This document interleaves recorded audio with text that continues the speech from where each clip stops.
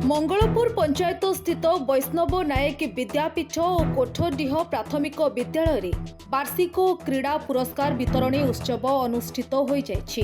वैष्णव नायक विद्यापीठर प्रधान शिक्षक सुनंद नायकों सभापतित्व में मुख्य अतिथि भावे धर्मशाला विधायक हिमांशु शेखर साहू जोगदे प्रदीप प्रज्वलन कर कार्यक्रम को उद्घाटन करथिले। विद्यालय पक्षरु मुख्य अतिथि को उत्तरीय दे सम्मानित करा जायथिला।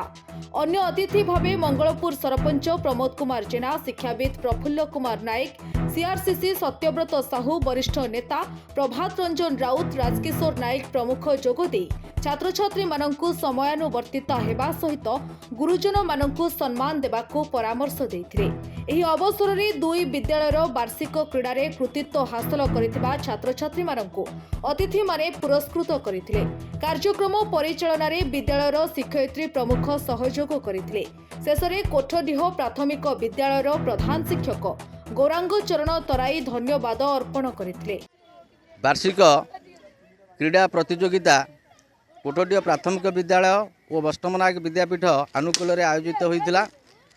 उक्त उत्सवर पुरस्कार वितरणी उत्सव आज अनुष्ठित होता, जो कि धर्मशालार मान्यवर विधायक श्रीयुक्त हिमांशु शेखर साहू जोगदे।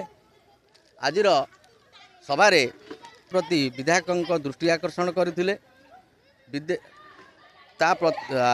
विधायक महोदय से गुड़िक आशु समाधान करने दिगरे उचित पदक्षेप नेबे बोली निर्भर प्रतिश्रुति आम मान को देइथिले एवं एथिरे लोक माने उपस्थित थिबा लोक माने तांकु उच्चस्थित संबर्धना ज्ञापन करथिले।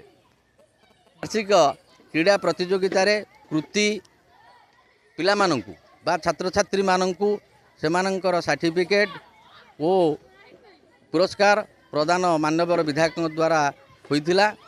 एथिरे पिला माने अधिक उत्साहित मध्य उपलब्धि करथिले। प्रारंभ में कोठडीह ग्रामवासी पक्षरु धर्मशाला विधायक श्री साहू को हनुमान छकठारे स्वागत करा जाई सभास्थल को पाछोटी आनिथिले। जाजपुरु चिन्मय नायकों रिपोर्ट, न्यूज एक्स ओडिया।